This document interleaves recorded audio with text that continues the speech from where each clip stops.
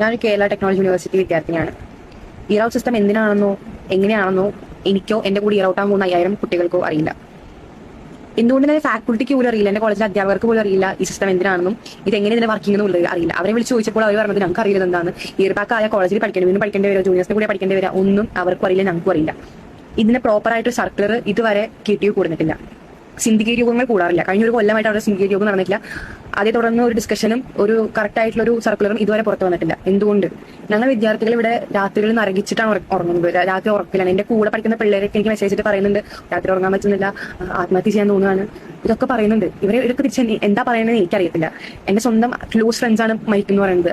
ഇനിയിപ്പോൾ supplementary result വന്നാൽ year back ഇല്ലാത്തവരും ഇയർ ബാക്ക് ക്രെഡിറ്റ് എത്തിയവരെ ഇയർ ബാക്ക് നിന്ന് കളയുന്നു പറഞ്ഞു. ക്രെഡിറ്റ് എത്താത്തവര് അവര് S5 പിള്ളേരാണെങ്കിൽ S5 വരെ പകുതി പഠിച്ചു, പിന്നെ വീണ്ടും ഒരു ജൂനിയേഴ്സിനോട് പോയിരിക്കണോ? അതാണ് നിങ്ങൾ ഉദ്ദേശിക്കുന്നത്? അല്ലെങ്കിൽ S7 പിള്ളേർ S7 വരെ പഠിച്ച ഒരു സെമസ്റ്റർ കൂടി അവരുടെ കംപ്ലീറ്റ് ഡിഗ്രി കഴിയാനുള്ളൂ. മേ ബി അവർ പല കാരണങ്ങൾ കൊണ്ടുമായിരിക്കും സപ്ലൈ അടിച്ചിട്ടുണ്ടാവും, പഠിക്കാഞ്ഞിട്ടല്ല. എന്റെ കൂട്ടുകാരൻ ഒരു ഇൻസ്റ്റൻസ് ഉണ്ടായിട്ടുണ്ട്. അവൻ 5 പേപ്പറാണ് S5 പോയത്. 5 പേപ്പർ റിവാലുവേഷൻ കൊടുത്ത് പേപ്പർ മേടിച്ചു. 5 പേപ്പർ അവൻ പാസ്സായി. 650 രൂപ വീട്ടിൽ നിന്ന് എടുക്കാൻ ഇല്ലാത്ത പിള്ളേരുണ്ടാവും. അവരൊന്നും നിങ്ങളെന്താ കൺസിഡർ ചെയ്യാത്ത? നിങ്ങൾ 2 ഇവാലുവേഷൻ കഴിഞ്ഞിട്ടാണ് പേപ്പർ പുറത്തു കൊണ്ടിട്ടുണ്ടെന്ന് പറയുന്നത്.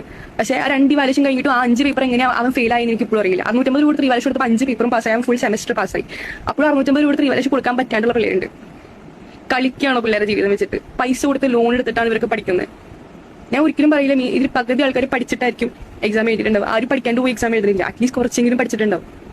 ആ പഠിച്ചിട്ടുള്ള വെച്ചായിരിക്കും എക്സാം എഴുതുന്നുണ്ടാവും. ഞാനൊക്കെ പഠിച്ചിട്ട് പോയിട്ട് എഴുതിയിട്ട് ഫെയിൽ ആയിട്ടുള്ള ആളാണ്.